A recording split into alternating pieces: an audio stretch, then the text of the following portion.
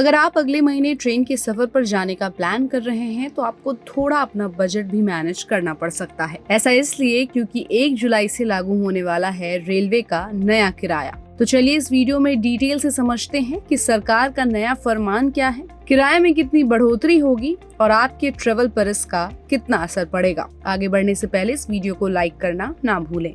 तो Indian railway ने कोविड-19 के बाद पहली बार 1 जुलाई से यात्री किराए में मामूली बढ़ोतरी करने का ऐलान किया है और इसका मकसद है बढ़ते फ्यूल, मेंटेनेंस, इंफ्रास्ट्रक्चर और ऑपरेशनल खर्च को कवर करना। नए किराया स्ट्रक्चर के मुताबिक नॉन एसी मेल एक्सप्रेस ट्रेनों में पर किलोमीटर केवल 1 पैसा बढ़ेगा और एसी ट्रेनों में 2 पैसे पर किलोमीटर का इजाफा होगा। जो यात्री 500 किलोमीटर तक सेकंड क्लास में सफर करते हैं उनके किराए में कोई बढ़ोतरी नहीं होगी।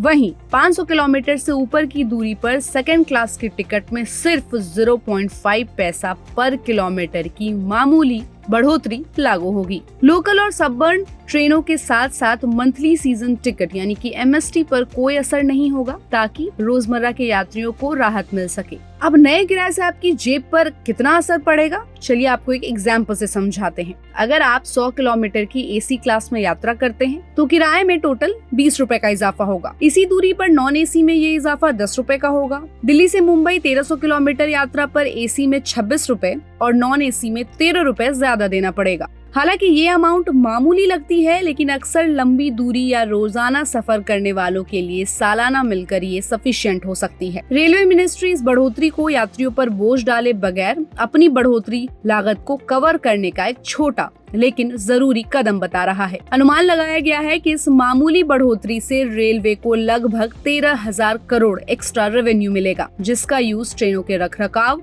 ट्रेनों के मेंटेनेंस, नई सुविधाएं, सिक्योरिटी और इंफ्रास्ट्रक्चर सुधारों में किया जाएगा। 1 जुलाई से तत्काल टिकट बुकिंग के लिए आधार से सर्टिफिकेशन जरूरी होगा। ये नया नियम एजेंट्स और बॉट्स के मिसयूज को रोकने, टिकटों को असली यात्रियों तक पहुंचाने और प्रोसेस को ट्रांसपेरेंट बनाने के लिए शुरू किया गया है। 15 जुलाई से इसमें एक और लेवल जोड़ा जाएगा। आपके आधार नंबर से लिंक मोबाइल पर OTP भेजा जाएगा और जिसे इनपुट करना जरूरी होगा।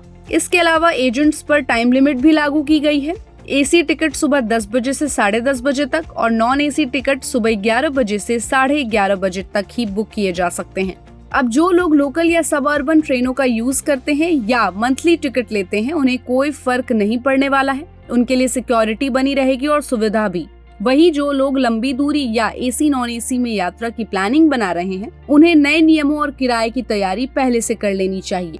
रेलवे द्वारा किराए की ये मामूली बढ़ोतरी और तत्काल में आधार OTP यात्रियों की सुविधा और रेल सर्विसेज की स्टेबिलिटी दोनों को ध्यान में रखकर लागू किए गए हैं। इसकी वजह से सिस्टम में ट्रांसपेरेंसी बढ़ेगी, एजेंट्स की मोनोपोली कम होगी और लंबे समय तक इंतजार या गलत यूज की पॉसिबिलिटी कम हो जाएगी।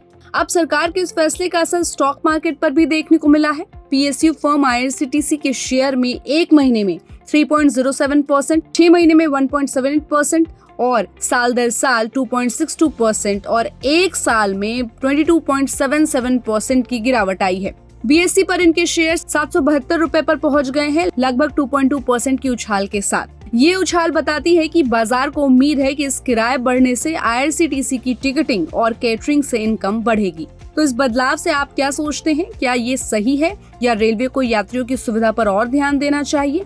हमें अपनी राय नीचे कमेंट बॉक्स में देना ना भूलें और ऐसे ही अपडेट्स के लिए सब्सक्राइब गुड रिटर्न्स चैनल।